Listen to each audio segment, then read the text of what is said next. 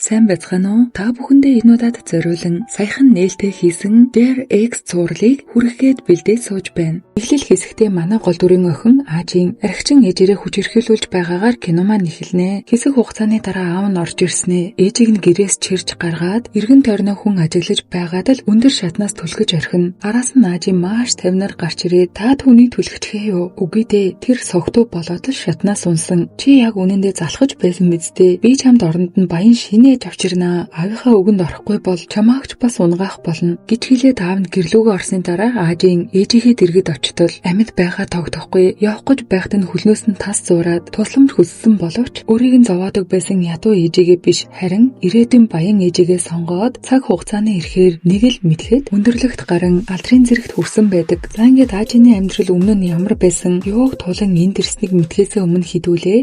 Энэ удаагийн кинотой хамтран ажиллаж байгаа Солонгос төдөрт 800 мянган ширхэг борлуулагддаг. Зөвхөн Солонгостой төдвөгийн Монголдо аль хэзээ бидний мэддэг болсон Альтерт Бингрей сургалтаас үүний дараах 6 төрлийг санал болгож байна. Үүнд туулайн бүр, банан, үзээлсгэн, миллион болон кофе, мөн ванил зэрэг багтнаа. Эдгээр нь жинсний агуулмж өндөртэй учраас мэдээж бид сайн. Та бүхэн бүтээгдэхүүнээ ойролцоох сүлжээ дэлгүүрүүдээс худалдан аваарай. Хамтран ажилласан байгууллагатаа баярлалаа. Ингээд шууд кинонд орцгоё.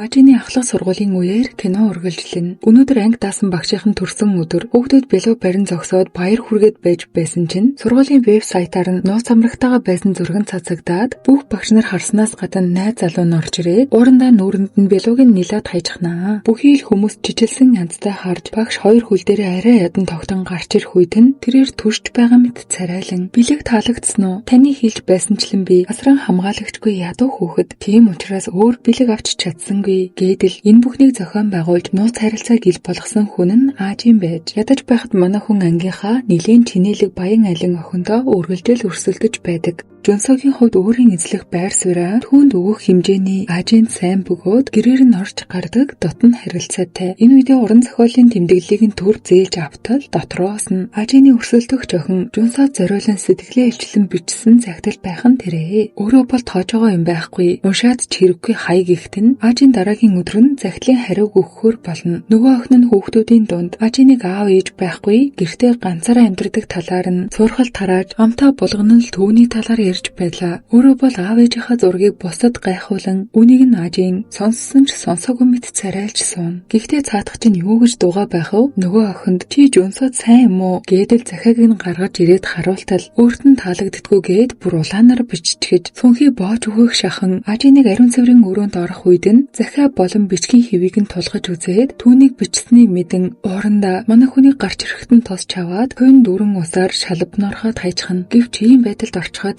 ямар ч хуйралгүй анги руугаа юу ч болоогүй мэт орхон тэр Жонсоо харсан даруйда босч ирээд түүнийг хамгаалан авч гарахад нь цүнхий улмал эвгүй байдалд ороод хоцорно. За эдний ангид нь үргэлж хичээл тасалдаг цахилахгүй нэг нөхөр бий. Ангийн өөр нэгэн хөвгүнтэй ноцолдож хөвсөлдөж байхдаа утсаа газар унгаасан биш түүнийг нь авсан хүн нь цүнхий сонирхоод хартал дарга гэсэн нэртэй хүнээс өөрт нь тушаал өгж янз бүрийн зүйл даалгасан хүн нь Аажийн байсан. Энэ хоёр дараагийн өдөр нь цаг товлчихсан байсан. Уулзаад л уучлаарай гэхийн завдалгүй манай хүн гүйж ирэн тэврээд үгүй дээ чи миний төлөө бүхний хийж байсныг мэдэж байна гэдэл яг үнэндээ Аажийн өөрт нь тус болох эрэгтэй хүн рүү санаатаагаар ойртдог. Энэ хоёрыг хамт байхыг харсан хүн бол Сүнхий. Мөн дээрээс нь эднийг харж байсан хүн нь Жонсо бас л зөвөн байгааз ингээд дараагийн өдрийн цайны цагаар Аажины хоолн дээрээс Бингрей үзэлцгэнтэй төрлөн урсаад л ороод ирхэн тэрэ. Гэхдээ бүр яаж чадаж байна те? Манай хүн ч юу ч болоогүй юм шиг царайлан дээвэрлүү гарахад нөгөө охин чинь Жехогийн утаснаас түүн рүү дуудлагын араас нь дагаад гараад ирдэг. Чи баригдчихлаа. Үнэхээр түүний дарга байх нэ. Одоо яадаг билээ гэд үгээр идэж байхад нь Жонсо ирээд түр уулзаж болох уу гэдэл бас л түүнийг аварчихлаа. Ингэхдээ загтлын хариуг Аажиныг бичсэн. Өөртөө нь үерхэх хүсэлтэй байгаагаа хэлэхэд өөрхим нь юу ч мэдэхгүй баярлаад л явчихна. За харин залтай Аажийн маань Жехо дээр ирээд бид хоёрыг Сүнхий мэдчихлээ. Надад туслаач гэдэл өөрт нь сайн байгаа мэт царайлан тусламж гуйгаад л авчихна. Энэ хоёр анх яаж дотн болсон бэ гэхээр Жехо архичин аавдаа үргэлжил зодуулдаг байн хичээл тасалдаг тэрээр хүүхдүүдийг ангидаа байхгүй байна гэж бодоод чихвчээ авах гэж байхдаа Аажинд харагдчихна. Тэгээл манай хүн чинь сэргэлэн юм болохоор хүүхдүүдэд энэ тухай хэлэхгүй аавдаа зодуулах нь хэцүү байх таа гэж санаа тавьсаар баг багаар л өөртөө татчихсан. За ингээд дараагийн өдөр ангийн дарга нь хүүхдүүдээс хуримтлалын мөнгө цуглуулж манай хүн Сөнхигийн шүүгээний кодыг мэдэн жихороо явуулдаг. Удалгүй хүүхдүүд бүгд л тамирын хичээлдээ орцгоон Жөнсөө нөгөө охиных чинь хүүхдүүд байхгүйд ангидаа хоёулахнаа уулзцгаая гэхээр нь мэдээж баярлаад орлгүй яах вэ? Самбар дээр бичсэн зүйлийг харан Жөнсөөг бичсэн байна гэж бодоод арилгаад гарахад араас нь Жихо гараад ирнэ. Түүний зорилго хуримтлалын мөнгийг аван Сөнхигийн шүүгээнд хийх байсан. Ажийн энэ мөчөд зургийн багшийнхаа өрөөнд орж ирэн хажуунаас нь нөгөө охиныг харж байгааг мэдээд сандарсан үедээ гармын чичрээд байдаг гэж худлаа хэлэн багш нь ч хөөрхий юу ч мэдэхгүй атгаснаар дотн байгаа мэт харагдан буруухаар ойлгосон Сөнхи ангидаа буцаж орж ирээд ганцаараа сууж байхад нь удалгүй ангийнхан нь ч бүгдээрээ орж ирцгэн. Ингээд л мөнгө алга болсныг мэдсэн ангийн дарга бөөгөн болдог юм байгаа зү. Биднийг орж ирэхэд чи ангитай ганцаараа байсан гэж Сөнхирөө дайран би аваагүй байна гэж орилон цүнхэн доторх зүйлсээ хүртэл асгаж харуулад Жихо шүүгээ чинь яагаад чоочтой юм гэж тэдэнд сануулснаар Сөнхи аваагүйгээ батлах гэж онгойлгосон биш. Дөхтөөтэй мөнгө болон Жихогийн утас хүртэл гарч ирснээр Ажины төлөвлөгөөний дагуу Филиппийн хулгайч нар зүүлэгчх нь урандаа утсан дээр нь байсан дарга гэсэн тэмдэглэгээтэй мессежний талаар бусдад хэлэхэд заатах нь аль хэзээ устгахчихсан. Би Жөнсөөтэй уулзгаж ирсэн гэхдээ нөгөөх нь би тамирын багштай үргэлж хамтдаа байсан гэдэл нүдэн дээр нь хайртай хүүгэн нь урууж орхиноо. За ингээд ч дуусаагүй. Киноны эхэнд гарч байсан явалтаж байгаад баригдсан багшийн нууц амраг нь Сөнхигийн аав нь байсан байж таардаг. Үүнийг мэдээд чочирдож байхад нь Ажины хэлсэн үг нь эхний экс нь ээж нь харин дараагийнх нь өөрийг нь гинэ. Тэгэхээр киноны нэр нь ийм учиртай байж манай хүний ээж нь тэгтээ арай л байж тээ. Охиныхоо дэлгүүр рүү ороод 2 шил архи аваад иргэн өөрөө гадна нь хүлээж байх жишээний амьдралын хатууг үтсэн охин ээжийнхэн цогцыг аваад явж байхад үхлийн үнэнг цагдаа нарт хэлж чадаагүй. Удалгийн нүгэх аавынх нь хилээд байсан баян айлынд ирэхэд саяхан нөхрөө алдсан бүсгүй бас нэг хүүтэй бөгөөд тэр нь одоо өргөлж өөрт нь тусалдаг ангийн хөвгүн Жөнсөө байж ингээд дөнгөж ирсэн оройн аав нь нөгөө бүсгүйтэйгээ охины асрамжийн газар өчгөн гэдгийг нь сонсоод нулимсаа барьж ядан зогсно. За ингээд үйл явдал солигдсон одоогийн цаг үедээ ирэхэд аав нь бас нилийн эвгүй гар болсон бололтой охиныхоо сургууль дээр ирж байгаад очиж Сөнхитэй таарчих нь сургуулийн мөдөр орж ирээгүй юу Ажина гэж орилон бүх хүүхдүүдийн анхаарал аав дээр нь манай хүн ирэн очиж чадахгүй байдалд ороод зогсож байтал Жөнсөө ааваа гисээр бууж ирэн би танд мөнгө өгөх болно гэж шивнснээр бас л Ажиныг байдлаас мултлан одоогоор эдний ээж аваад салсан бөгөөд манай хүний аав мөрөөдө тоглоомд орчихсон мөнгө олохын тулд юу ч хийхээс буцахгүй болчихж за Жихогийн дүүгээс аав намайг сатан гэж дуудан зодоод байна гэх зурус ирнэ манай хүнч байдгаараа яаран гүүгээд очтол ийм жоохон амьтныг аав нь суран бүсээр ороолгож байдаг Жихог орох үед нь бүрүүгээ хутаг далайн яг л галзуу мэт сатаныг гаргаж авна гэж дайрч байхад нь аюугаа болиулах гэж аль чадлаараа тэмцэж ноцолдож байгаад санамсаргүйгээр амьд нь хүрчихдэг. Ингээд шокносоо гарч чадалгүй хэсэг сууж байгаад дүүгээ нах зэгчийнхаа гэрлөө ганцаарангэн таксинд өгж явуулан араас нь залган ар ганцаар үлдсэн түүнийг асран хамгаалагч байхгүй гэж хэлэн өөр зүйл ихчтэй хэлэлгүй дүүгээ захин үлдээдэг. Дараа нь Ажинтай холбогдоод аавдаа тохиолдсон зүйлээ хэлэхэд цагдаа руу орохоос өмнө харамсаж байгаа мэт дүрсгээрээ тэгж байж л бусдад өрөвдүүлнэ. Ойлгосон уу гэхэд Ажин чи хачин хүн юм. Гэхдээ баярлалаа гэдэл уйлж гарна. Ингэж дуудлагаа дуусгаад өөрийгөө цагдаад хүлээлгэж өгөн дараагийн өдрөөс Ажин юу ч болоогүй мэт инээмсэглэж энгийн амьдрадгаараа харин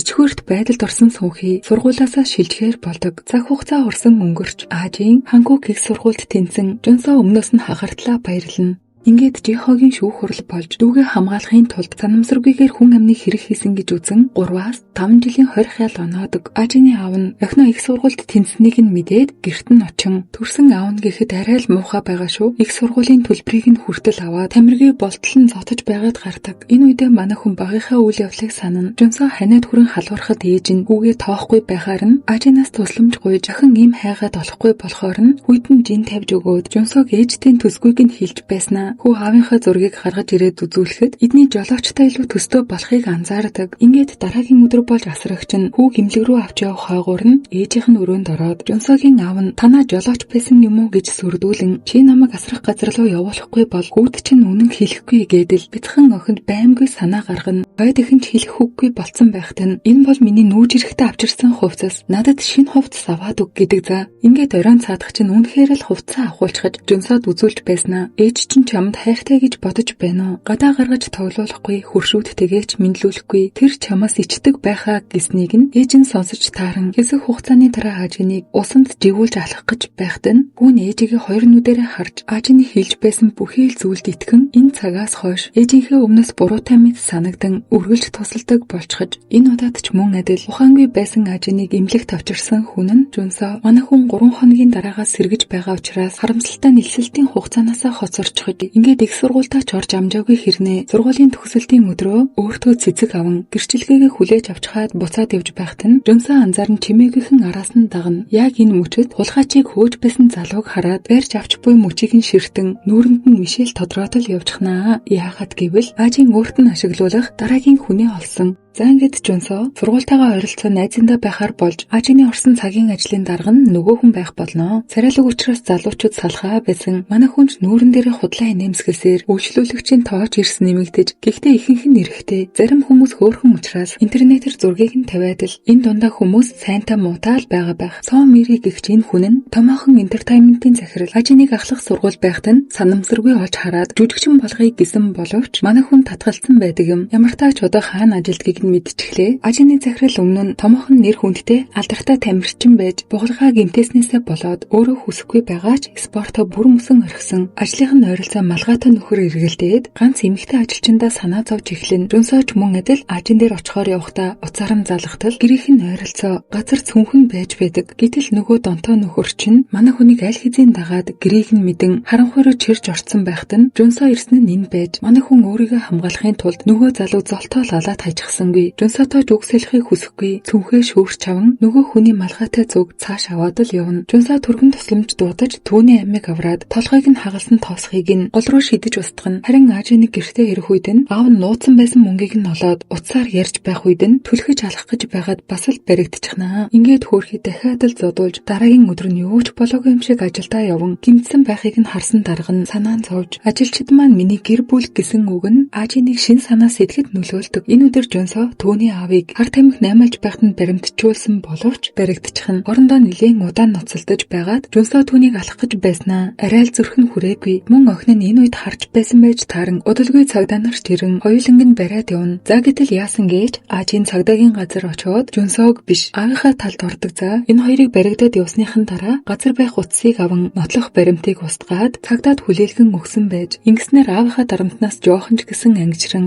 буцаж цагдаагийн газар руу орон яагаад ингэсэн шалтгаанаа хэлтэл өөрийнх нь төлөө аавыг нь бүрмөсөн дуусгаагүй учраас энэ сонголтыг хийснээ хилээд л гарна.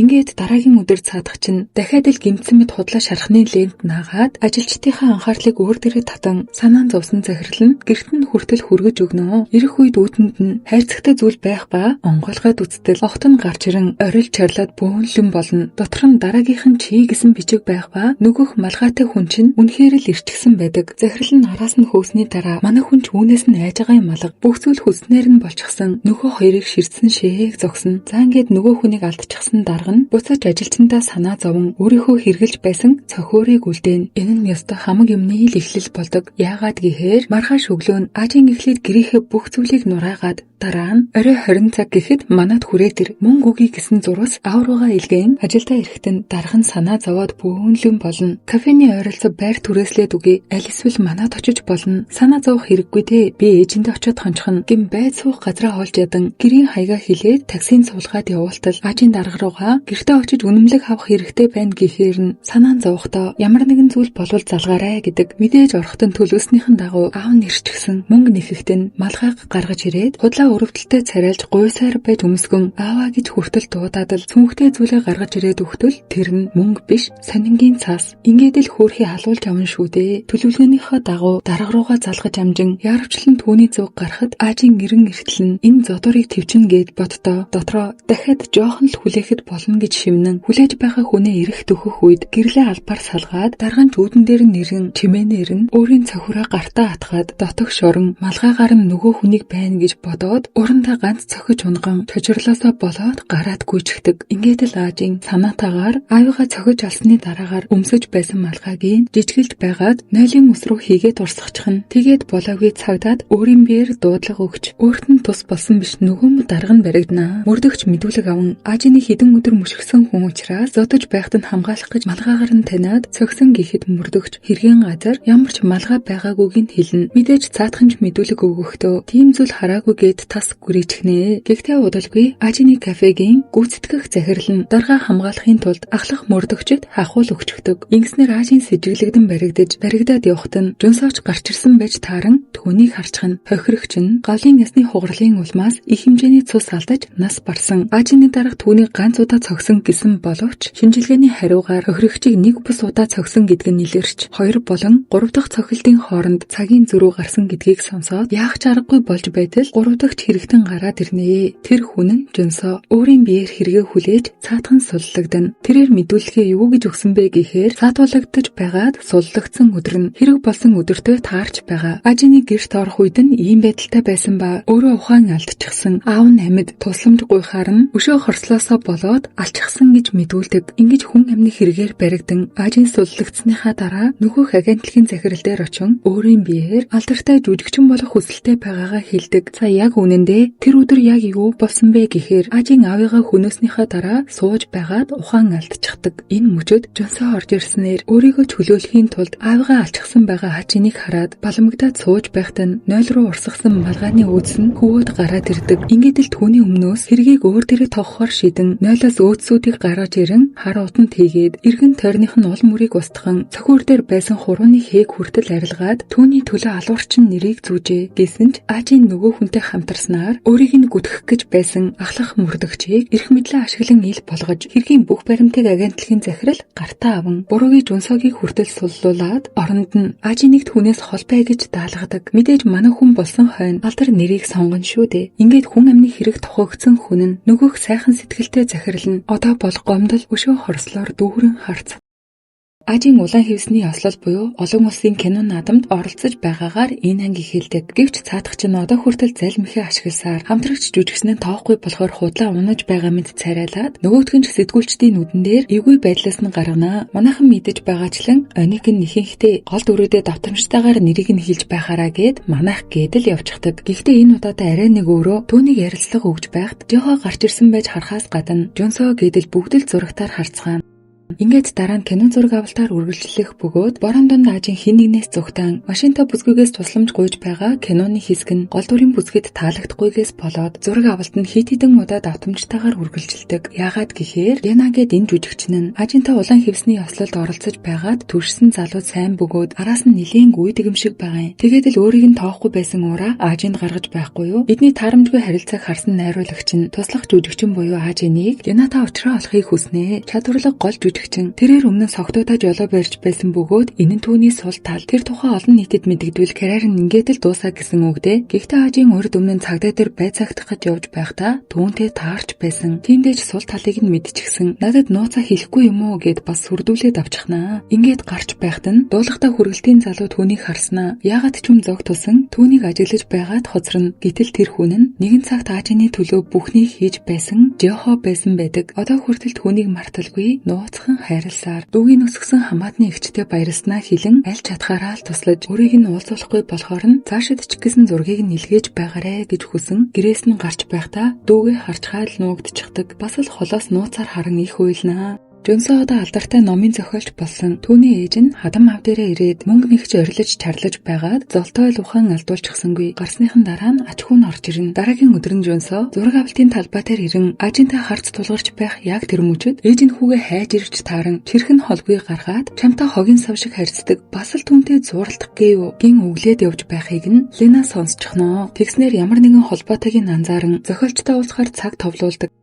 Жунсоо жалбаар номын өдөрлгөө кино зураг болох газар төлөвлөсөн юм шиг байгаа юм. Та одоо болтол Ажинаас уушлал гуйгаагүй биздээ гин харьцахыг ч хүсэлгүй ширв татаад л явлаа да. Гэвч ээж нь Ажины захиралтай уулзахаар ирнэ. Урдаас нь түүний ээжийг нас барсан гэж бодож байсан юмсан. Ажин хилээгүй байгаа бололтой төрсөн охин шигээ өсгсөн хойд ээж нь нэг зүйл зөвлөхөд Ажиныг телевизээс зайлуул. Гэхдээ энэ боломжгүй хүсэлт гэдгийг та мэдэж байгаа. Аль эсвэл мөнгө хүсэе юу? Игч бол Шанелийн цүнхээ харуулад би өөрийн гэсэн мөнгөтэй зүгээр л аажинд гоёмсог хувцас тийм амьдрал зохиохгүй. Ээж нь архичин байсан. Аав нь гэмт хэрэгтэн байж байгаад яаж нас барсныг нь мэдхүү. Тэр алчхсан. Гэтэл хамаг юмыг нь тоочин. Одолгүй аажийн ч өөрөө ороод ирнэ. Игч бансандаа та ухаалаг эмэгтэй юм шиг байна. Тиймээс дахиж хизээч уулзахгүй гэж найдаа гэж хэлээтэл аажиныг мөрлөөд гардаг. Захирал бол бүхнийг мэддэг учраас тоожогоо ч юм алга. За ингээд Лина зохиолчтой уулзах болно. Тэгэхдээ чи найз охинтой юу? Аль эсвэл мартаж чаддгүй хүн байгаа юу? Гин өдөж байснаа менежертэй тэр намайг өнөөдөр гэрт хүргэж өгнө гээд бүр тулгаад авчихна. Жунсотой далимдуулж уулзсан шалтгаан нь жүжигчний хувьд зохиолчийн ном таалагддаг гин Instagram болон олон нийтийн сүлжээнд нийтлэх байсан. Мэдээж цаад санаа нь аажины тухай мэдэх гэж гэрлүүгээ хөргүүлж байхдаа төр офис руугаа орохоор болдог. 18 цагаас хойш цахилгаан шатны хязгаарлалт хийгээд хүмүүс нь бүгд эрт тарчихсан.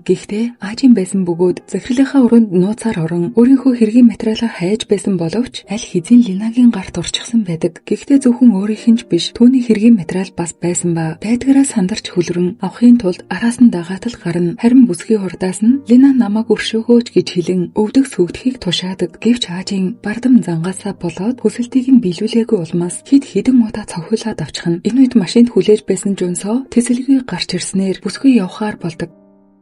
Энэ хоёр хэсэг ууж суухдаа удахгүй болох компани ойгоор хамтдаа очихоор болдог. Нэг нь хуучин найз залуугаа эргүүлэхийн тулд нөгөөх нь мэдээж аажиныг харах гэж ингээд үдэшлэгч эхлэн нөгөө залуугийн биеийг гинэт муудаж эмээ уух гээд гарахтаа газар алдан авах гэж ядаж байхад нь ирсэн хүн нь аажийн усгүйгээр уух гээё гэж хэлээдэл буцаад ороход нь нөгөө хоёр нь журдаас нь нэрэн мэдлэн ингээд хэсэг хугацааны дараа үйл ажиллагаа албан ёсоор эхлэж агентлагийн амжилтанд хүрсэн жүжигчдийн талаар танилцуулга гарan удалгүй үргэлжлээд энэ хоёрын бичлэг бусдад ил болно. Хүмүүс юу болоод байна гэзгэн аажинч бөөн баяр гэтэл агентлагийн захирал гарч ирснээ өвнийг та бүхэнд бэлдсэн жүжиг гэтэл өнгөрөөчгдөг. Тухайн өдөр аажиныг туслах түүнийг офис руу орсны дараа Линад мэдээлэлнэ гэж сайн мэдэж байсан. Тэгээд л цаадханч тэр үед ажил руугаа орж таарч аажийн менежерээсээ яагаад ийм зүйл хийснийг нь асуутал хорт хавдартай аавынхаа хагалгааны зарлыг Линагаас зээлсэн байж аажийн сонсоод сайн хүний дүр хэсгэн уучлж байгаа мэт царайлаад бичлэг хийхийг даалгасан байдаг.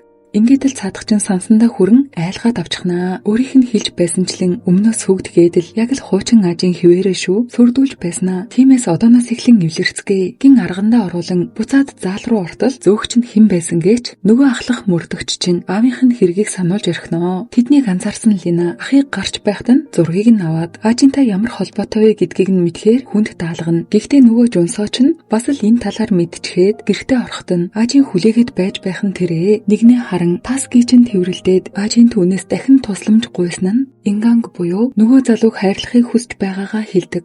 Ингээд дараагийн өдөр нь Жунсогийн ээж хүүдэрээ эртэл аажийн хаалга тайлж тааран ороод бөөнлөн болно. Урдаас нь тийм л бол яах гэж гүйцэтгэх захирал дээр очсон юм бараг өөрөөс нь болж энд ирсэн гэхээр нь ээж нь өстөж аваад хүүх гэж хэлж байхад нь Жунсо гаднаас гүгээд ороод ирнэ. Чи дахин үүнийг харлаа. Тэр тамд би байсаар л байна гэж хэлээд аажийн гарахт нь гүү нээжигээ орхиод дахиад л араас нь дагна.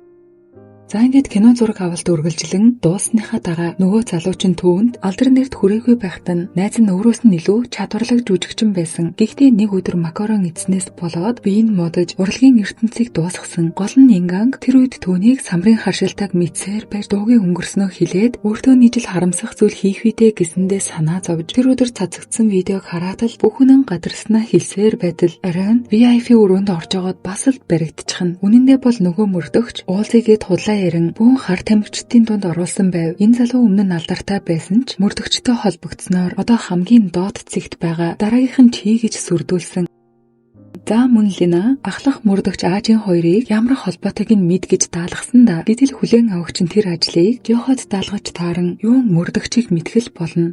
Түүнтэй нэгэн сэтгүүлч ирж уулзах бөгөөд аажинтай холбоотой эсхийг нь асууж тэр үнэхээр аавыгаа алсан уу гэж асуухад нь чагнах төхөөрөмж ашиглан энэ бүхнийг мэдэж авсан Жохо Жунсо дээр ирэн хэргийн талаар асууж сүүлдээ бүр аажиныг хамгаалахын тулд энэ хоёр хамтрахаар л болж байх шиг байна. Жунсо хин хэнд нь хэлэлгүй арай энэ хоёрыг уулзуулахад маш их баярлахаас гадна аажийн өмнө нь ингэж харагдаж байгаагүйгээрээ үнэн сэтгэлээсээ инээж хөвгөлтөө байхыг нь Жунсо анзааран ширтэн өөр хэмээн сэтгэлдээ л хайрладаг юм шиг байгаа юм. За ингээд энэ хэд Ингангийн талаар судалж эхэлнэ хэлснэ. Тэрээр өмнөх хэрэгтэй буруутай мэт санагдаж сэтгцийн эм удаг бөгөөд аав нь түүнийг 8 настай байхад нь машины ослоор нас барж жилийн дараа яг тэр өдөр нь ээж нь хорвоог орхисон. Үүний дараа дүүтэйгээ хамт эмээ дээрээ өсөж одоо хүртэл түүнтэй дотно гэдгийг нь мэдэж аваад эмээгийнх нь тэмдэглэлийн дэвтрийг хулгайлан ажийн дөхснөөр цаатхан ч судалж байгаад эмээгийнх нь үргэлж очдог сүмдэр тусаж авнаа. Харахад үнэн дараахан охин залбираад л анхаарлыг нь татаж харцанд нь нөртөө давдаг шүү. Дараа нь өөрийнхөө туслахыг байранд нь оруулаад манай найз дөнгөж нүүж ирсэнгийн эмээд будааны билуугийн хүртэл өгөөд өөрхийм нь юу ч мэдэхгүй өөрийг нь хийдтэр харж байснараа санаад гэртээ оруулж хоолоор дайлахаар болдог. Мэдээж цаатах чинь ингаан эмээ дээрээ ирдэг өдөр гэдгийг нь мэддэг учраас л энд иржээ. Гэхдээ цаатах нь амаргүй бололтой. Гэрээс нь чирч гаргаад санаатаагаар гэдгийг нь мэдэж байгаагаа хэлэн зайлгээд хөөдөг за. Ажинч боож өгөлгүй. Таны сэтгэл санаа үнэхээр асуудалд орсон бололтой. Би зүгээр ингэж орхиж чадахгүй санаа зовоод байна гэдэл нулимсан цэлэгнэн өөрт нь сайн гэдгээ хэлснэ. Төвөг утсандаа уучлалт гуйгаад л явна. Ингээд түүнийг буцаж ороход эмээ охиноос уучлалт гуйх хэрэгтэй гин орой явахаас өмнө хачир боож өгөөд хүмүүсийг үргэлж цааш түлхэн амьдрч болохгүй. Зүрх сэтгэлдээ итгэж тэр чамайг хааш нь хөтөлж байна дагах хэрэгтэй гэж захин ингаангч машиндаа суугаад уйлж гарнаа. Гэтэл түүнийг нь аажийн бас л ажиглаж байх нь тэр Жонсото өнөөдрийн хувьд хангалттай гих мэт ярин түүнийг ашиглахын тулд ганцхан жил болцоход хангалттай гин. За ингээд юм л болно. Аажины мэдээллийг задруулах гэж байсан мөрдөгч Гёхот баригдан Жонсото хамт нийлсгийн Америкт байдаг охин нь хар тамхи хэрэгэлдэг гэдгийг нь хэлж сүрдүүлээд ажиныг буруутгаж байсан нь худалгийн сэтгүүлч рүү зурас илгээхэд хүргэнэ. Мөн ингаангийн эмээ ажинтай бичлэн уулзаж уучлалт гуйн. Тухайн үед яагаад уйлсныг нь асуухад ээжигээ санаж байсан гэж худлаа яриад л нөгөө залууч удаан бодсны эцэст ажиныг оройн хоолнд урих болно. Түүнээс нь өмнө жихо дүүгийнхээ төгсөлтийн баяр дээр очин нууцаар харж хаад ажины гэрт ирэн дүүдээ харагдахыг зүрхэлдгүй гэхэд чи бол дүүгийнхээ төлөө юу ч хийхээс буцахгүй сайн ах гэж магтаж байснаа л дахиад л түүнээс нэг зүйл хийгээд өг гэж хүснэ. Тэр нь юу байсан гэхээр ажинтай уулзахаас өмнө аль болох явуулахгүй саатуулах 9 цагаас уулзах ёстой байсан цаг явсаар сүүлдээ энэ газар нь хаахаар болж 9 ч ажин мэдэж байгаа учраас гадаа гарan хүлээсээр машингүй болсон ингааг байдаг чадлаараа гүйж ирэхэд одоо болтол хүлээж байсан ажиныг хараад сэтгэл нь чих догдолсон бололтой. Оролт зүүж өгч байхад нь тас ширтээд өрлөгөө татан үнсээ давхан тэрээ. Ингэж энэ хоёрын харилцаа ойлгомжтой болж ажинд багаар дасаж сайн болсон Жонсо түүнийг бодож шаналн Линатаа ууж сууж байгаад хэсэг гарах үедээ тэнд байх хідэн нөхдүүдээр зодуулан ухаан балартан газар хэвтэн. Манай хоёр чинь тэрвэрлдээд сүйд болноо. Мэдээж Ажины хувьд бол чин сэтгэлээсээ биш. Царайнд нь тодхон харагдаж байгаа юм чинь ядаж байхад энэ хоёрыг ингээд зогсож байхад нь Линагийн хөлслөөд байдаг нөгөө сэтгүүлч зургийг нь аваад амжчихнаа. Харин нөгөө талд нь Ажины хүсэлтээр баримтжуулсан Жихо бүр үнэхээр өрөвдөлтэй. Харин цаад Жонсо ч гайгүй байна. Ингээд дараагийн өдөр нь шин жүжигчний хайрын дүүлэн гэсэн энэ хоёрын зурагтай мэдээлэл захиралд ирэн чи хин нэгэнтэй үерхэхэд хитрхи эрт байна гэдэл дургуйцаж байгаагаа хэлэхэд нь манай хүн урдаас нь бараг сэтгэлээсээ холбогдсон юм яриад нөгөө залуутайгаа зөрөхдөө инээмсэглээд сүйд тэрээр саяхан Линагаас салсан гих мэдээлэл тарсан бөгөөд одоо Ажинтай холбогдсны хүмүүс мэдвэл чи өөрөө ингээд л дуусаа энэ бүхнийг яаж зохицуулах гэж байна гэж загнахад нь би ийм зүйлээс айхаа болсон юу ч тохиолдсон өөрийн хариуцлагаа би хүлээн гэд бүр шийдчихжээ.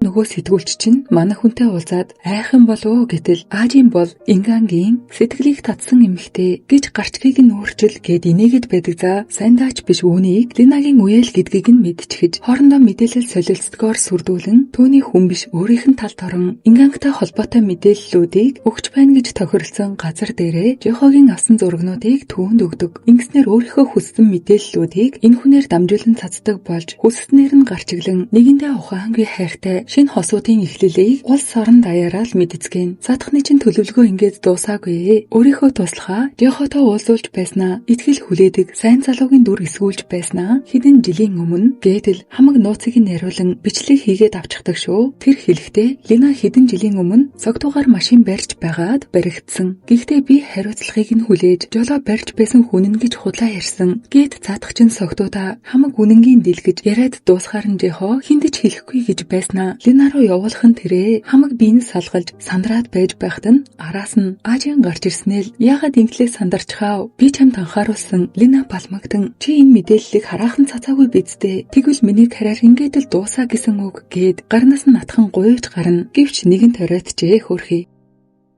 Дараагаар нь Ажийн Ингангийн эмээгийн төрсөн өдөрт очин бараг л нэг гэр бүл шиг харилцаатай хамтдаа далайн эргээр зугаалаад л рекламны зураг авалтанд оролцоцгоон хүмүүсийн хайрыг татсан хинч харсан сайхан хосууд. Гэхдээ Ажийн үнэхээр хайртай болов гэж эргэлзмээр Инганч хөөрхий бүр ухаанаа алджээ. Цаг хугацаач урсан өнгөрөн энэ хоёр одоо хүртэл үерхсээр Ажины тоглосон киноны нээлтэн дээр Ленагийн хүсэлтээр Жонсоо ирээд түүнийг жилэл үерхэн гэж хэлж байсныг нь санан араас нь цоо ширтэн суун. Гэртээ ирэхэд нь Жихо хүлээгээд сууж байна. Ажийн хин хинтэй нь холбогдоогүй удаж байгаа л гин хоёулаа бөөн уйтгар гүнийг. Дараагийн өдөр нь Жунсоо биеийн муу өвөөдөрөө очих хооронд нь ээж нь гэрт нь нууцаар орсноор Ажинд хөрөн оруулалт хийснийг нь мэдэж аваад түүн дээр шууд л очин уурлахад нь урдаас нь юу гэсэн гээч чи Жунсогийг үхээсэй гэж бодож байна уу гэдэг за амхандаа өвөөтөгөө нэг цустай биш гэдгээр нь сүрдүүлээд байгаа юм. За ингээд тэр дараа нь дэлгүүрт явж байхад нь харсан хүн нь ахлах сургуулийн өрсөлдөгч Сунхи одоо худалдагч хийдэг бололтой араас нь хараад л үлдэнэ. Одоо хүртэл өмнөхөө мартаагүй бөгөөд ус хонцонгоосоо болж тэрээр бусад оюутнуудаас мөнгө авдаг зээлийн акул байсан намайг хулгайн хэрэгээр хардуулж сургуулаа солиход хүргэсэн гэдэл интернет орчинд зурагтай нийтэлж гинэ. Харин тэрээр мэдээж зохиомл түүхийн үгээс гэж хөнгөхөө бие аваад гарчихдаг. Оройн унтаж байхдаа ээжийнхээ нэрээр нь дуудаж орилж байгааг зүүдлэн хар цутгуулан шаналж байхад нь санаа нь зовсон Ингангийн эмээ ирээд зутан хийж өгөн яг л төрсөн охин шигээ халамжилдаг. Унтах гээд хэвтэхдээ тэдний бичсэн чиний тухай үнэн байсан ч ямар нэгэн шалтгаан байсан л байх. Чамайг би над дээр бэлэг болон ирсэн миний охин гэж боддог. Тийм учраас үргэлж чиний талд байх болно гэдэл эмээ их хөөрхөө. Харин Инганг олон улсын фэн уулзалтаар гадаадд явж байгаа. Түүнтэй хамт нөгөө захирал нь байх бөгөөд түүнд хандан Ажинтай байсан цаг хугацаа дэндүү их аз жаргалтай гин бараг л хүүхэдтэй болж гэрлэх хүсэлтэй байгаагаа хэлнэ. Гэхдээ одоогор хараахан хүүхэдтэй болоогүй. Зүгээр л дэлгүүрт байгаар нь хөөрхөн санагдаад авчихсан гинэ. Захиралч бүр хэлэх үгээ олж ядна. За тэр ч яг вэ манайхаа Ажийн нөгөөс хүмийн дэргэд зогсож байхад нь гинтийн зочинтой хараад бөөр сандарчихсан айснаа мэддэхгүй гэж их л хичээн ядаж байхад имээтэй сүмийн танил гэж байгаа цаашдаа ч ихэн болох нь дээ. Жохо Жонсогийн гэрт нь ирэхтэн Лина андуураад л араас нь тэврээд авдаг за манай хүн сандарч хэсэг үгэлж байснаа алдартай байсан гэдгийг нь мэдээд барьц алдаснаа л гараад алга болно. Игтэй арай л гомдмоор нь Ажинд одоо л Жохо хэрэг болох нь дээ. Мэдээж өмнөх захирлыг нь судлуулах гэж За ингээд Жонсоо энэ хугацаанд зүгээр суугаагүй. Удахгүй кино хийх гэж байгаа бөгөөд агентлэгт хөрөнгө оруулсныхаа хариуд Ажиныг кинонда тоглуулахаар болно. Үнийг нь сонссон тэрээр гэртээ орж ирэхэд нь тосч аваад өссөн зүйлээ авсанд баяр хүргэе гэж номыг нь шидэж Лената үргэж байгааг нь мэдсэн талаараа хэлэхэд түүнийг өөрт нь саад болгохын тулд бас л Ажиныг бодсондоо түүнтэй үргэсэн байж ийм байдалтай байхад нь найз охин нь орж ирээд хардаад бөөнлөн болно. Гэсэн ч манай хүн түүнийг одоо хүртэл хамгаалсаар За ингээд Ажины төрсөн өдөр болж найз залуу нь гэрлэх санал тавих гэж байхад нь энэ хоёр гаднаас ороод ирдэг шүү. Төрсөн өдрийн мэд хүргэж сууснаа. Энэ хоёрыг өмнө нь холбоотой байсан талаар нь шалж саяхан л хуурай ах トゥ хоёр байсныг нь мэдсэн найз залуу нь урлаад гараад явахад нь Ажин араас нь гарч юун гэрлэх санал болж байгаа юм биш үү. За харин нөгөө эмээ Ажины гэрт нь төрсөн өдрийн хоол хийж байгаад гараас санамсаргүй зүсэн шархны лент хайж байгаад өөрийнхөө алга болсон дэвтрийг гэрээс нь олоод бүр шок. Жилийн өмнө алга болсон олсон талаар ачтаа хэлэхэд хажууд нь сонсож байсан Ажийн шууд л гэрийнхэн зүг аз болж Инганг өөр тийшээ явах байсан. Харин эмээгийн гэрийн гадаа нөгөө хоёр нь хүлээх бөгөөд Ажийн дотор ороод удаагүй пикс гих чимээ гараад л явчих нь. Жихо сандран дээшээ гарахт нь ийм байдалтай байж байдаг за. Ингээд түргэн төслөмжийн тасаг дээр имээд яаралтай арга хэмжээ аван энэ мөчөд Ажийн залбирэн суухтаа түүнийг аврагдаасаа гэж хүссэн үү? Аль эсвэл өөр зүйл бодож байсан уу бөө мэд. Гэтэл харамсалтай нь өөрхий имээ өөд болдог. Инган эмээгээ өөд болсны дараагаар чочрлоосооч гарч чадалгүй ой гашуудаа автан аргацсан хүн нь Ажийн. Гэвч цаатах чинь имээ тэжээдэг залбирэн борнуудаа гарч хоол өгөх гэж байхдаа толгой нэргээд шатнаас унчихсан гэж цагдаад мэдүүлэг өгнө. Яг үнэндээ юу болсон бэ гэхээр имээ дэвтрийг олмогцоо гэртээ ирэн ачтайгаа ярьчхаад байж байхад нь Ажийн орж ирсэн. Анханасаа төлөвлөсөн байсанд нь итгэж чадахгүй байгаагаа хэлэн хүмүн яах болж байна. Одоо яадаг билээ. Хилээч дээ Ажийн гэхэд нь хэсэг хугацааны дараа ийм байдалтай Жохо ирэн эргэн тойрны камеруудыг устгах нь бидгээ гэхэд нь зүгээр дээ энд ямар камер байхгүй ингэсэн нь илүү үнэмшилтэй байх болно гэд өөрийн биеэр дуудлага өгжээ. За харин оршуулах ёслол дээр Ингангийн дүү Ажины аавын хэрэгээр хоригдож байсныг нь хэлэн хоорондоо ямар холбоотой вэ гэхэд нь түүний аавын аллага Ажинтай холбоотой тэр зүгээр л гэр бүлээ алдсан хөөрхий залуу бүсгүй гэж өөрийг нь өмөрөхтөн сонсож байгаад араас нь гарч ирснэ. Яагаад ингэж хариулав? Бүх үннийг хэлэн өшөөгөө авах боломж байсан гэхэд нь хоригдож байсан эхний жилдээ гарсныхаа дараа чамайг яах талаараа бодсон. Хоёр дахь жилдээ яагаад заавал би гэж өөрөөсөө асуун. Дараагийн жил нь юу чамайг ийм зүйл хийхэд хүргэв гэж бодон тэгээд дараагийн жил нь чамайг өрөвдөж эхэлсэн. Өөр амьдралтай байсан бол ийм зүйл хийхгүй байсан байх гэж бодон 5 дахь жилдээ өөрийнх нь төлөө залбирч эхэлснээ хэлнэ. Тийм додоо ухаарад зөв амьдр гэсэн ч манай энэ ч угаасаа өнгөрсөн л дөө. Аль хэзээ өөртөө хэрэгтэй дараагийнхаа хүнийг олсон бололтой. Ингээд Инганг эмээгийнхээ гэрэн ойролцоо хөрштэй таарна. Тэрээр хэлэхдээ анхудаага эмээг нь уйлж байхыг харсан бөгөөд залуухан бүсгүйд хандан би чамд итгэж байсан. Тийм байтал яаж манай гэр бүлийг хуурч чадваа гэж ярилцаж байсныг нь хэлнэ. Ингээд л цаадах чинь гутарлаасаа болон уудаг болж гэрлэх гэж байсныг нь мэдсээр байж аажийн. Өөрт нь одоо ямар ч хэрэггүй болсон учраас яста зангаа таниулна. Анхнаасаа дэвтэр хулгайлан санаатаагаар ойртсон. Эмээ чинь манай гэрээс дэвтэр олоод ийм зүйл болчихлоо. Одоо миний юу хийх гээд байгааг ойлгож байна уу гэдэл бүхнийг хэлэхэд Инганг бие барин бухимдаж байхад нь одоо тавилантайгаа илрээд намайг орхи. Би таньдаг сэтгүүлчтэй хэлээд миний завгүй хуваараас болоод бид хоёрыг салсныг нийтлэн. Одоо унтаж амардаа гэд гардаг за. Ингангч бүр галзуурлын байдалтай хоцорлоо. Ажийн тэр дороо салснаа мэдээллэн дараа нь Жехотой уулзах байсан ч Ажины араас хин нэгэн дагахыг мэдээд түүнийг мулталж явуулснаа өөрөө замыг нь хааж зогссноор хэсэг бүлэг нөхдөөдөд үхлээ зодуулсан ч ашгүй мултарч чадаж. За харин гүйцэтгэх захирал дүүшигээ сандаг Ингангт сэтгэлийн дэм өгөхөөр ирэн өнөөдөр л уучхыг гэж хоорондоо ярилцсан хуучин цагаа дурсан уугаад л хонцгооно. Дараагийн өдөр нь нөгөө хоёрын салсан мэдээлэл тархаж өглөө эрт ажил дээрээ ирсэн захирал буцааж Ингангийн гэрлөө яван одоо хүртэл сэрээгүй байх гин санаан зовон шүл бариад ортол хөрхимэн сэтгэлээ дийлэлгүй нас барсан байдалтай олдноо. Ийхүү энэ мэдээлэл олон нийтэд тархан Ажийн сонссон хэрнээ йогийн дасгал хийгээд сууж байх нь тэрээ. Түүнээс болж бүхэл бүтэн гэр бүл сүрэн дүүн ойр ганцаараа үлдэж шүтэн бишрэгчтэн жагсаал хийн Ажиныг ажлаас нь халахыг шаардцгаан. Гүйцэтгэх захиралч мөн адил түүнээс урван аавынх нь хэргийн материалыг сэтгүүлчэд өгнө. За харин одоо өнгөрсөн үйл явдал гарах бөгөөд тэр өдөр Ажийн эмээгээс чин сэтгэлээсээ уучлалт анхандаа эднийг ашиглах гэж байсан ч сүүлдээ Ингангд чин сэтгэлээсээ хайртай болсноо хэлэхэд эмээ уучлалыг нь хүлээж аван тэрвэрэд энэ нууц бид хоёрын дунд үлдэх болно гэж аргадаж байгаад муурнуудынхаа дуу сонсон гарах үед нь энэ хүний сайхан сэтгэлд нь өөрийн ирэхгүй итгэхээс айж эргэлзэж байгаад араас нь гарan муурандаа хоол өгж байгаа эмээ рүү аажмаар ойртох үед нь үнэхээр эмээгийн толгой эргэж байгаад Ажиныг тосч хамжаагүй байхад нь шатны уруу өнхөрчгөж ингэж нөгөө хоёр нь ирснээр түүнийг алсан гэж бодон жөнсөө хуршийнхэн камерын бичлэгийг гартаа оруулж чадсан ч харж зөрхөлөхгүй явсаар одоо л нэг үннийг мэднэ. Мөн Ажин энэ үед эмээг сэрээсэ гэж чин сэтгэлээсээ залбирч байж. За ингээд бидний мэдэхгүй бас нэг нууц хүн гарч ирэх бөгөөд Ажины зургийг ширтсээр суун мөн түүнийг дайрах шахаж байсан Жихог зодсон хүмүүс ч түүний хүмүүс. Энэ анги дээр entertainment-ийн зүгээс Ажинтай хамтрахгүй гэдгээ зарлаж байгаагаар эхэлдэг. Манай хүний хувьд ямар ч хариу мэдээлэл өгөхгүй байснаа дээр утсаар ярьж байсан гүйцэтгэх захирал дээр ууртаа нарахгүй нэрнэ. Урдаас нь царайч нь яаж хавэ намайг эндээс түлхэх гээ юу? Үнэн дээр Инганг та хоёр уулзраагүй байсан бол тэр одоо хүртэл амьд байх байсан болов уу? Ажин хариуд нь бид хоёрыг холбоотой болсон гэхээс эхлээд та юу болохыг мэдэж байсан гэд энэ хоёр бүр нэлээд удаан маргалдацгаана. Би чамайг бүтээсэн учраас ирсэн газар руу чинь буцаах болно. Гин захирал бүр шийдчихжээ. Авигаа хөнөөсөн хэрэгт сэжиглэж байгаагийн сүхэн Ажинч бууж өгөлгүй зууралдаж байгаад Инганг чамтай хамт байсан олон жилийн хугацаанд аажмаар доройтох үед нь чи хараагүй дүр эсгсэн харин надтай байх нэг жилийн дотор аз жаргалтай байсан гэж хэлээд л яваад өгнө. Ингээд дараа нь жунсоо түүнтэй уулзаад хэрвээ Ажин байхгүй бол хөрөнгө оруулалтаа буцааж татаж авах болно гин өөрийн хүслээ хэлэхэд тэр эргэн тойрныхоо хүмүүсийг там руу чирэх болно гэж Ажиныг бүр мөсөн халах болсноо хэлэн саналыг нь төвгийнхэн зөвшөөрөөд гарч явдаг.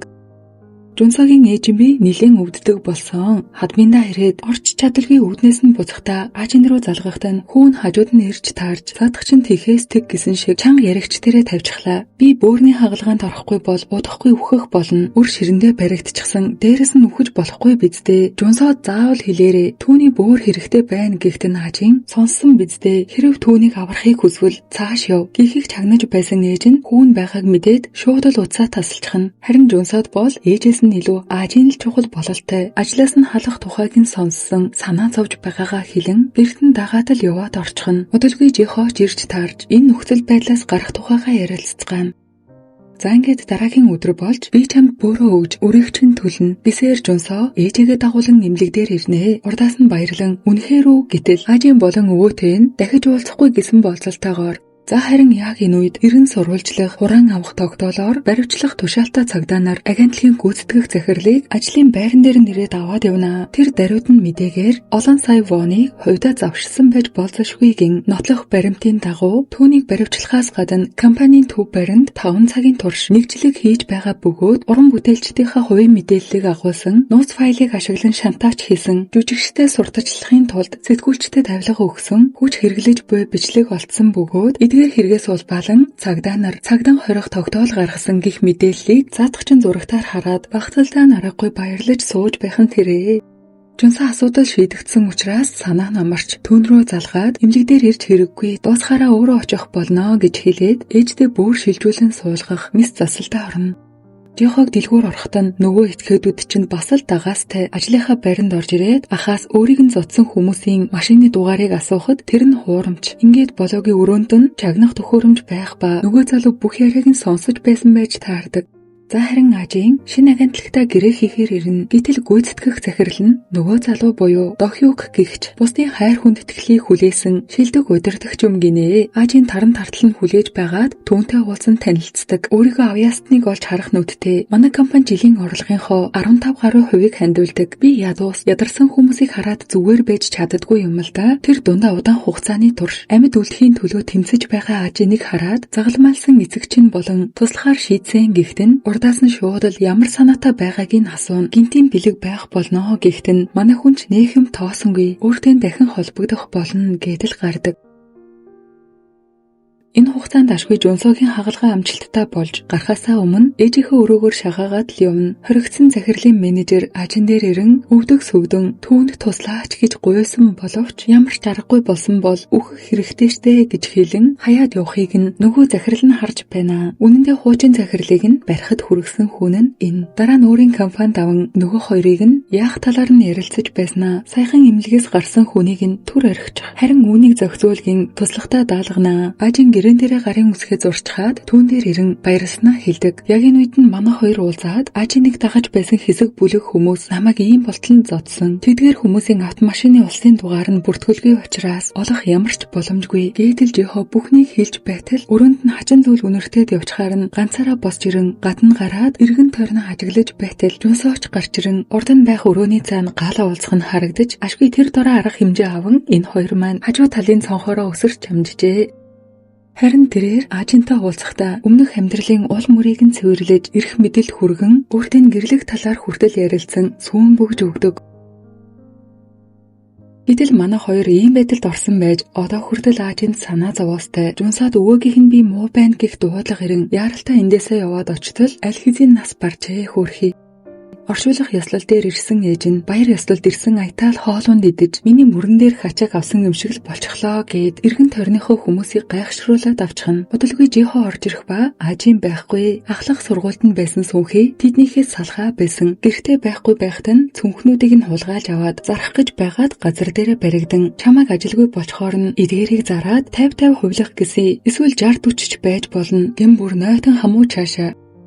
Жунсогийн ээжийн нэрсэн шалтгаан нь өөд болсон хадам аваасаа хідэн төгрөг гордож ирж өөрт нь сохор зоос жүлдээгээгүй. Хөрөнгөний ихэнх хувийг хүүд нь өвлөөснийг сонсоод яагаад надад юу ч байхгүй гэж би бол ганц бэрнэ гээд тэрүүгээр л нэг орилож байхад нь Жунсод хэлэх үг олдохгүй чимээгүйхэн хажууд нь ирээд зогсон. Гэтэл хадам авийнхын нарийн бичиг та бол цусан төрлийн хүн биш гэхдээ тэгээд Жунсоо ямар цусан төрлийн холбоотой юм уу? Харин ч энэ гэр бүлд өв залгамжлагч өсгсөн гэж галзуурхтаа л хамаг үнэнгээ дэлгэчихнэ. Ингээд хэсэг хугацааны дараа ээжтэйгээ ярилцах гэсэн биш, Ажийн өөр автаг нь мэдснээс болоод ээж нь түүнд гар хүрч байсан талаар мэдчихэн Жунсо бөөр туйлдчихсан. Хариуд нь би таныг муу хүн гэдгийг мэддэг байсан ч дотроо өрөвддөг байсан. Ажийн эсрэг хийсэн нүглийг чинь надаас шалтгаалan цагаатгах байх гэж найдсан. Яагаад надад ийм зүйл хийсэн юм бэ гин ээжээсээ ам асуухад өөрийг нь сайн автаа байгаасай гэж хүссэндээ миний ядуу амьдралыг өвлөхөөс сэргийлэн энэ бүхнийг хийсэн гэж хэлээд явна.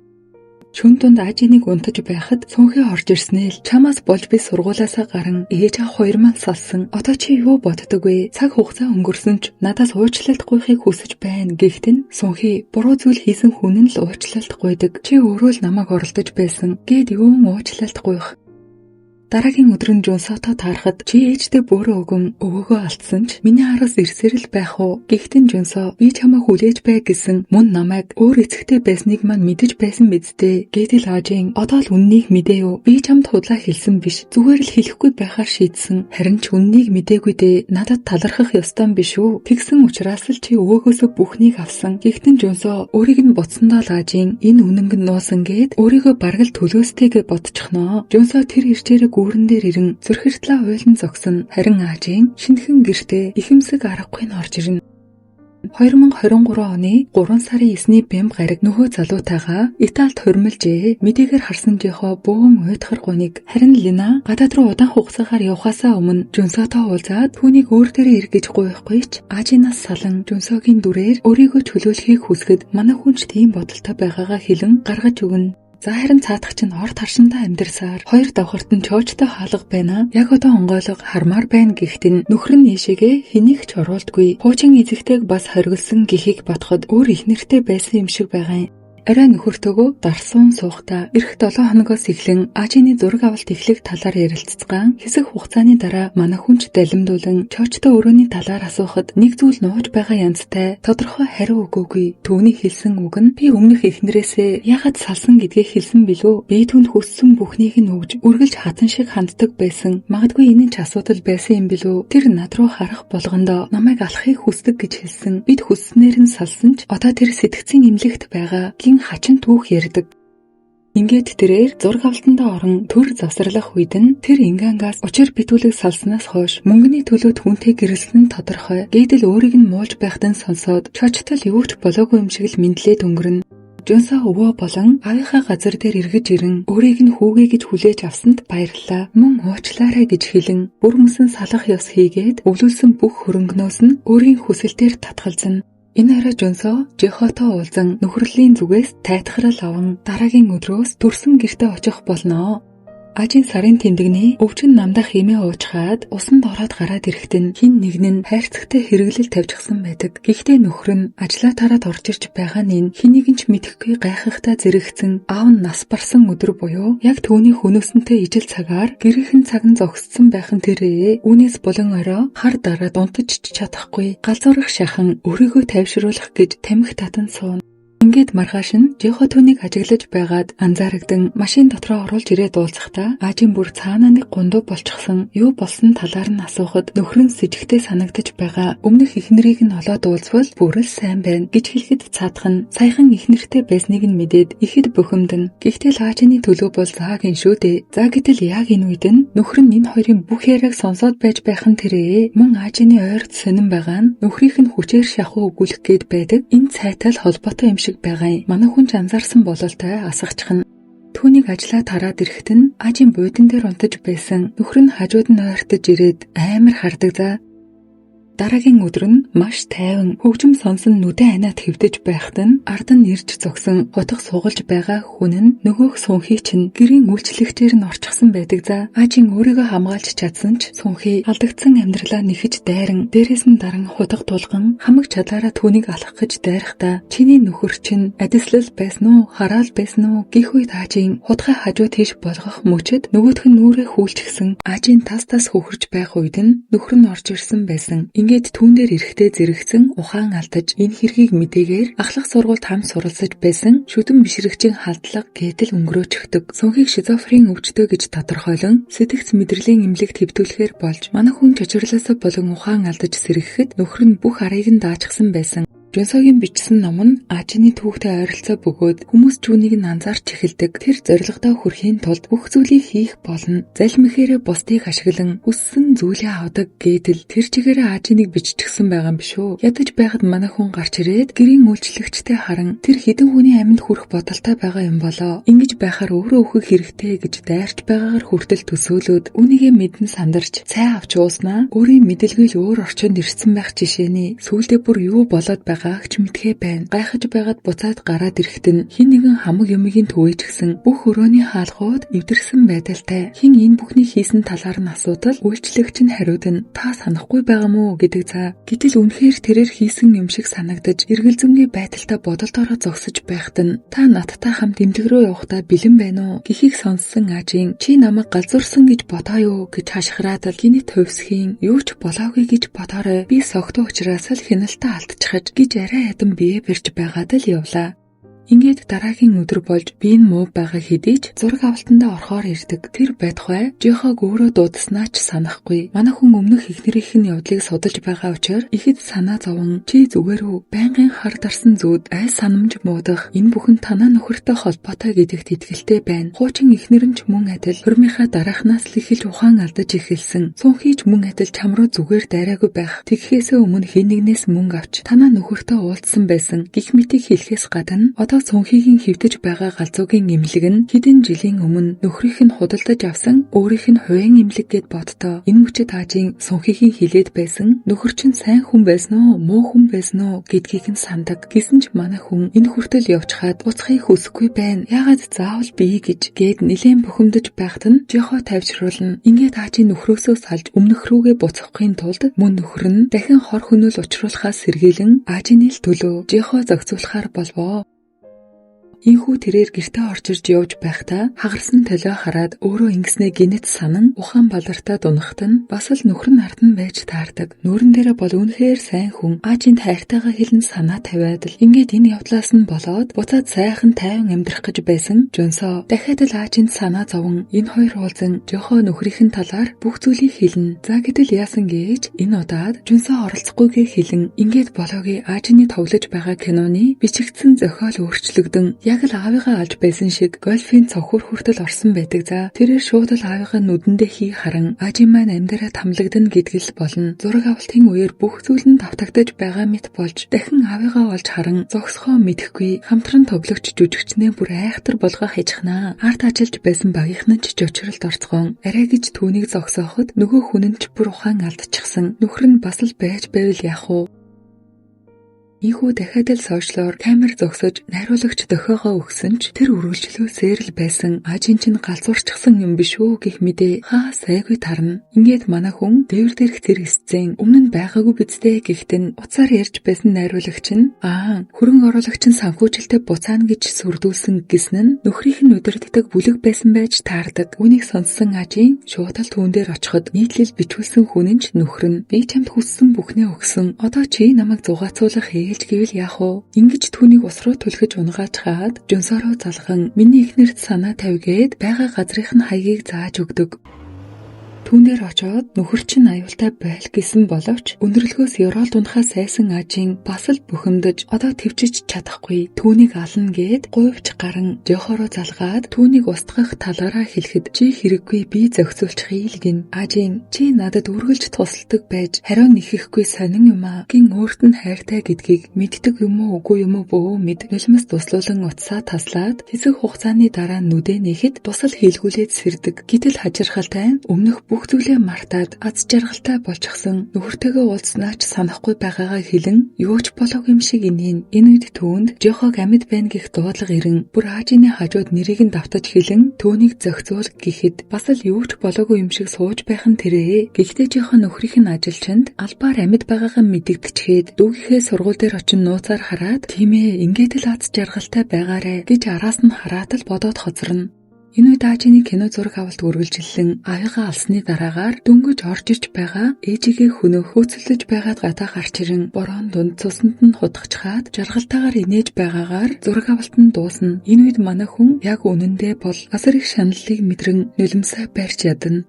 Жохо дүүдэрээ очсны дараагаар ажлын байран дээр буцаж ирээд ганц гоймон идэж амжаагүй байхад нь Ажины нөхрийн явуулсан хүмүүс ирэн араас нь нэлийн удаан хөөцөлдөж байгаад барьж аван үхтлээ зодож байгаад л шийдчихнэ. Гэтэл хөөрхийн минь энэ бүхэн өөрийнх нь төлөвлөгөө ажлын ахаасаа тусламж аван зодуулсан газрын ойролцоо хэд хэдэн камер сорилуулчихсан дуу хүртэл бичдэг бөгөөд Ажины нөхөр явуулсан гэдгийг баталсныхан дараагаар бүгд нийлж байгаад шийдгийхин өмнө зөвхөн түүнийгээ бодноо. Хөөрхийн минь өөрийгөө өгөхийг анхнаасаа ч мэдэж байсан. Түүний төлөө амиа хүртэл золих гэж эдгээр нөхдүүд газар шийдснийхаа дараа цогцсыг нь пошгонд хийн. Харин Ажийн нөхрөө уцаар ирэхийг ч сонссон. Юу болохыг сайн мэдэж байсан. Жохороо дуулах хийн холбогдохгүй байгаа учраас бүх зүйл дууссныг нь ойлгоно. Маргааш нь өөрийн хүсэлтээр бүх үйлчлэгч нараа явуулан нөхөртөөгөө хоёулахнаа ярилцахыг хүснэ. Одооноос эхэлж надад гар хүрэх хэрэггүй. Би одоо чиний хүүхэлтэй байха болсон гэдэл Жохогийн бичлэгийг үзүүлэн сүрдүүлнэ. Тэрээр анхнаасаа л төлөвлөхдөө автоматар цацагдахаар байрлуулсан Ажин болон Жунсо мөн ах руу ингэж цаадах чинь нөхрөө гартаа оруулан Жохог ашиглан үхэл рүү түлхчгээд өөрийнх нь хүсэлт байсан гимж байгаа зүйл огтхон ч байхгүй. Тоглосон кинонд цацагдаж нэлийн амжилттай явах ба шагнал гартуулах ёслолтой бэлдэнэ. Харин Жунсо найзынхаа төлөө зүгээр суухыг хүсэлгүй хаасаагүй явна. Ийхүү киноны ихэнд гарч байсанчлан Ажийн шагнал гардуулах ёслолтой ирнэ. Гэхдээ яг энэ цаг мөчтөн Жунсо түүнийг зогсоох цорын ганц арга гэж бодон бэлдсэн. Баримтад кино хүртэл цацагдана. Ажийн бол зан чанарын нэмгэгтэй өөрийнхөө зорилгын төлөө бусдыг ашигладаг хүн амны хэргийн хариуцлага хүлээгээгүй жүжигчин Ажийн гэдэл ёслолын танхимд үүнийг нь мэдээгүй хүмүүс. Харин зурагтаар Ажины талаар ярилцлага өгөх хүмүүс үнэн төрхийг нь илчилцгээе. Мэдээж яг энэ мөчтөн шилдэг эмэгтэй дүрийн шагнал гардаж авахаар Ажийн гарч ирэн баярын үгээ хэлж байхад нь энд байх зочид одоо л бүх үнэнг мэдэцгэн үгээ хэлээд дуусч байхад нь хин ч алгаа таштгүй. Гайхаж тайзны араар ороход нь сүүлийн гэрчин Жунсо байх болно. Тэр хин нэг ятгаж өрх тавих нь амархан байдаг. Ажийн бол авигаа алсан. Гэтэл тухайн өдөр харсан бүх үнэн илчилдэг. Энэ бүхнийг сонсоод тэр чигээрээ гарчгүй яг л хүртэх ёстойгоо авч байгаа мэт. Энэ бүхнийг илчилсэн Жунсод ч амар байгаагүй. Замаас нь тосч аван өөрийнх нь хүсэлтээр хүнгийн газар руу авч явна. Тэгэхдээ би чамайг хүлээвэл ухаарна гэж найдсан. Гэвч өөрчлөгдөөгүй. Одоо энэ бүхнийг дуусгацгаах уу? Чамайг там руу явуул би ч гэсэн явна гэд гарнаас нь натхан хайртай гэдгээ хэлээд машинтайгаа замаас гарна. Энхүү Жунсогийн ээж нь хүүгээ нас барсан мэдээ хүлээж авч амьдын тамдал унана. Гэхдээ Хажин амьд гарсан ба одоо хүртэл сураггүй. Түүнийг машинаас гарах үед нь Жунсо амьд байсан байж гэхдээ тэр бас л ээж шигээ хайсан. Хажин үхээгүй ч оршуулах ёслол нь болж кино маань энд хүрээ төндөрлөх болно. Та хэдэд маань таалагдвал сэтгэгдэл хэсэгт хар өнгийн зүрхээ үлдээгээрэй. Бүхий л ангийн турш дэмжсэн та хэдтэй болон хамтран ажилласан амтад сүудээж баярлалаа. Дараатаа олон гоё кинонуудаар уулзна гэж найдаж байна. Тэр хүртэл түр баяртай.